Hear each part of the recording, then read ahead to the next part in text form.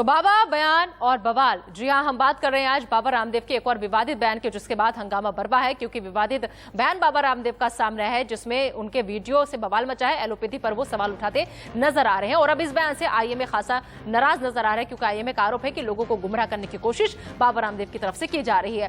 Doctor Harshvardhan से शिकायत बाकायदा दर्ज की गई है बता दें कि, और अब इस बयान पर बाबा रामदेव की तरफ से यूटर्न आया है और उस बयान पर सफाई दी गई है। कहा जा रहा है कि कोई व्हाट्सएप उन्हें मैसेज आया था जिसको पढ़कर वो सिर्फ सुना रहे थे, लेकिन जिस तरीके से वीडियो में वो बात कहते नजर आ रहे हैं उससे साफ साफ लग रहा है कि उनका पक्ष भी वही है और उनकी अपनी निजी राय भी वही है, क्योंकि कई बातें उन्होंने कही जिस पर लेकर अब हंगामा काफी बरपा हो उठा है। वीडियो वायरल हुआ, उसके बाद बवाल मचा, एलोपैथी पर उन्होंने सवाल उठाए, यहां तक कि मूर्खतापूर्ण विज्ञान भी उसे बता दिया और दिवालिया साइंस उसे घोषित कर दिया।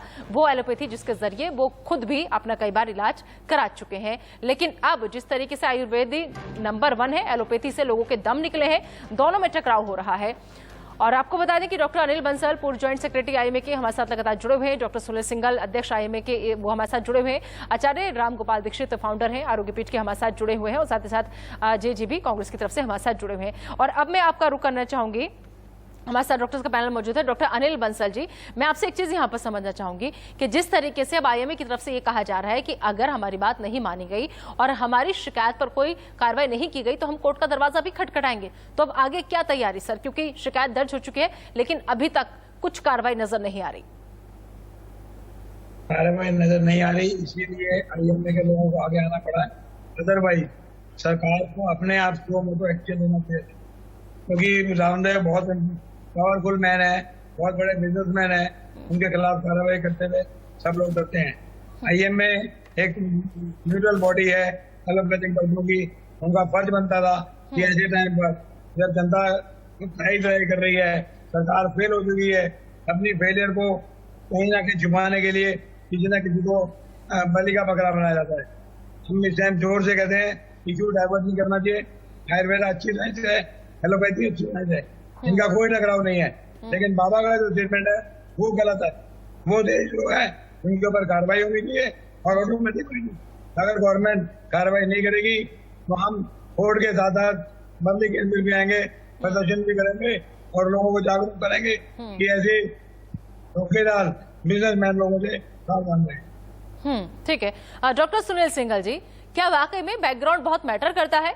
कानून तो सबके लिए बराबर होता है ना, या फिर हम प्रोफाइल देखकर एक्शन लेंगे उनके खिलाफ कि किसकी प्रोफाइल क्या है और कौन कितना सम्मानीय है, किसके कितने फॉलोवर्स हैं और किसकी कितनी पहुंच है? क्या ये सब कुछ कानून पर भारी पड़ेगा? देखिए रचना जी, जैसे कि सर जी निदा बात कर रही हूँ, रचना जी आज थोड़ा लेट आएंगी। अच्छा, देखिए जहां तक ये कानूनी कार्रवाई का सवाल है तो हमने आईएमए हेडक्वार्टर की तरफ से एक लीगल नोटिस बाबा रामदेव को भेज दिया है और अगर उसका जवाब नहीं आता तो कोर्ट में कार्रवाई के लिए हम बाध्य हो जाएंगे। और हमने हेल्थ मिनिस्टर को भी एक चिट्ठी लिख के भेजी है कि ये वीडियो है और जगह जगह की आईएमए की ब्रांच जो है उन्होंने पुलिस स्टेशन में एक शिकायत दर्ज की है। तो इसके लिए एक टाइम होता है, उसके टाइम फ्रेम के बाद जैसे ही अगर हमें कोई जवाब नहीं मिलता है तो हम आगे कार्रवाई करने के लिए बाध्य होंगे। अच्छा, मैं इसके साथ एक बात कहना चाहूंगा जी कि जो इम्यूनिटी की बात हो रही थी अभी कि हमारी दवाइयां इम्यूनिटी बढ़ाती है, तो मैं तो कहता हूं कि एलोपैथी हो, होम्योपैथी हो, आयुर्वेदी हो या यूनानी हो, अगर वो दवाइयां इम्यूनिटी बढ़ाती हैं तो हम उसको इस तरह से प्रमोट करें कि ये दवाइयां लीजिए, ये आपकी इम्यूनिटी बढ़ाएंगी, आप बीमार नहीं होंगे। सही बात, इस तरफ ध्यान ज्यादा होना चाहिए।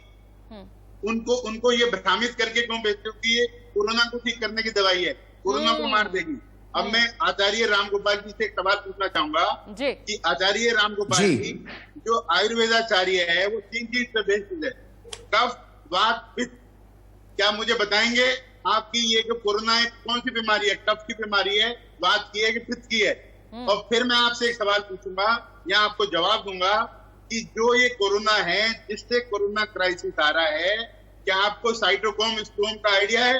क्या आपको साइटोक्रोम रिएक्शन का आइडिया है? क्या आपको IH6 का आइडिया है? क्या आपको डी डाइमर का आइडिया है? जिस बेसिस पे हम साइंस की पद्धति के हिसाब से इन चीजों को देखते हुए इलाज करते हैं, हमारा प्रूवन है। हम आज टेस्ट करते हैं, दवाई देते हैं, और फिर अगले दिन टेस्ट करते हैं, फिर हम देखते हैं कि ठीक हुआ कि नहीं हुआ, और मरीज ठीक हो रहे हैं। हमारे पास पूरा साइंटिफिक डाटा है, हम पानी में लट नहीं मार रहे हैं कि बस हमारी दवाई ठीक कर ली, हमारी दवाई ठीक कर ली। जवाब साइंटिफिक बेसिस पे आइए। अब मैं आपसे रिक्वेस्ट करता हूँ कि साइंटिफिक बेसिस पे आप एक इंडिया न्यूज चैनल के माध्यम से डिबेट रखिए। हम अपने तथ्य रखेंगे, आप अपने तथ्य रखेंगे, दूध का दूध पानी का पानी हो जाएगा। ठीक है, आचार्य रामगोपाल दीक्षित। बिल्कुल मैं आपको जवाब देता हूं। आयुर्वेद बहुत प्राचीन तरीका है, ये डायग्नोज भी करता है, ट्रीटमेंट भी देता है, और केवल इसको आयुर्वेद को चेक करने के लिए पैथोलॉजिकल टेस्ट में जाने की जरूरत नहीं है।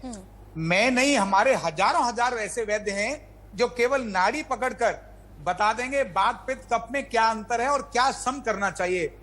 जब ये पेंडेमिक डिजीज है, ये इस समय पर हमारे 12% को इफेक्ट करती है, यानी हमारी जो रेस्पिरेटरी सिस्टम है, हमारा कफ जो एरिया है, उसको प्रभावित करती है, और केवल इसको नहीं करती है, तीनों को प्रभावित करता है, बात को भी, पित्त को भी और कफ को भी, तीनों को इम्बेलेंस करता है। शरीर में हीट बढ़ती है। इस समय पर सप्त धातुएं, जो हमारे शरीर की सप्त धातुएं हैं, अगर इसके अंदर ये समान है, रस, रक्त, मांस, मेद, अस्थि, मज्जा, शुक्र, अगर ये समान है शरीर में, इस समय इस वायरस को लड़ने के लिए वो बहुत ताकतवर है। एक वैद्य आपकी नाड़ी पकड़कर, सिंघल साहब, आपकी नाड़ी पकड़ आपको बता देगा कि आपके शरीर में कोरोना का कितना इफेक्ट होगा और कितना नहीं होगा। सवाल ये नहीं है ना आचार्य रामगोपाल दीक्षित जी, सवाल ये नहीं है, सवाल ये है कि आयुर्वेदिक जो कर रहा है उसको सब मान रहे हैं ना। किसने नकारा आयुर्वेदिक के तरीके से इलाज कराने को? कोई भी नहीं नकार रहा सर। लेकिन जब एलोपैथिक आयुर्वेदिक को नहीं नकार रही, उसका सम्मान करती है, तो फिर आयुर्वेदिक भी तो एलोपैथिक का सम्मान करना चाहिए ना। कैसे हम सवाल उठा सकते हैं? सवाल बस इतना सही है सर, ये सवाल नहीं उठा सकते अगर एलोपैथिक के डॉक्टर्स जो हैं वो आयुर्वेदिक विज्ञान को नकार नहीं रहे, वो उसे मूर्खतापूर्ण विज्ञान नहीं बता रहे, वो उसे दिवालिया साइंस नहीं बता रहे।